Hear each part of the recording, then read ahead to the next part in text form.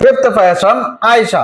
Ayesha already Tamil Bigg Boss లో 65 episodes run అయ్యి వచ్చింది. అండ్ నాగార్జున గారు లవ్ స్టోరీస్ ఏమైనా ఉన్నాయంటే చాలా ఉన్నాయి. అంటే ఒకటి వదలని నేను చెప్తే, సో 65 ఎపిసోడ్స్లలో అక్కడ కూడా ఒక లవ్ ట్రాక్ లాగా నడిచింది. సో మొత్తం ఏవి లాస్ట్కి ఏవి చూసుకుంటే, నేను ఎగ్జిట్ అయినప్పుడు ఏవి చూసుకుంటే అక్కడ నేను మొత్తం ఆ పర్సన్ గురించి ఆడినట్టుంది, నా గురించి నేను ఆడినట్టు లేదు. సో ఇక్కడ నేను నా గురించి ఆడాలనుకుంటున్నానని చెప్పడము.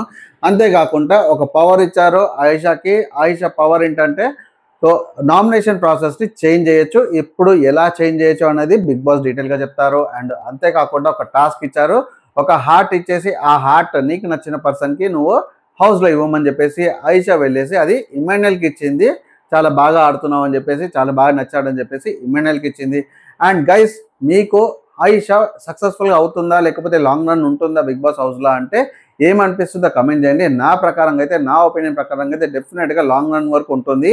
సో తను ఒక ఫన్ లవింగ్ గర్ల్ కాబట్టి డెఫినెట్గా లవ్ ట్రాక్ లేకపోతే లస్ట్ ట్రాక్ లాంటి డ్రామా మెయింటైన్ చేసుకుంటూ 100% ఐదర్ గౌరవ్ గుప్తా తోటి కానీ, లేకపోతే కళ్యాణ్తో కానీ, లేదు అంటే నయర్తో కానీ, సో ఎవరితో ఒకటి లవ్ డ్రామా డెఫినెట్గా మెయింటైన్ చేసుకుంటూ డెఫినెట్గా లాంగ్ రన్లో ఉంటుందని నేను అనుకుంటున్నాను. మీకేమనిపించింది? చాలా ఎనర్జెటిక్గా ఉంది, చాలా ఫన్ లవింగ్గా ఉంది. మీకేమనిపించింది కమెంట్ చేయండి. అండ్